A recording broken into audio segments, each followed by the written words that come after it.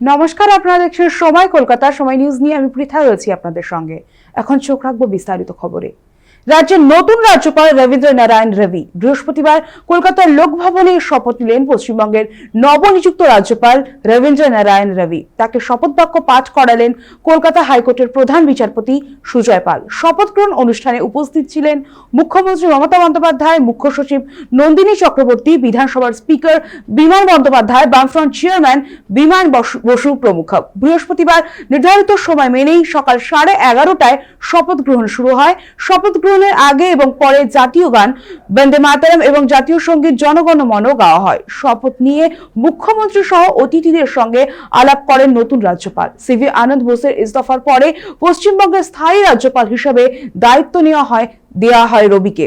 এতদিন তিনি ছিলেন তামিলনাড়ুর রাজ্যপাল। বুধবারই কলকাতায় পৌঁছন বোসের উত্তরসূরি। তামিলনাড়ুর রাজ্যপাল থাকাকালীন ডিএমকে সরকারের সঙ্গে বারবার সংঘাতে জড়িয়েছিলেন রবি।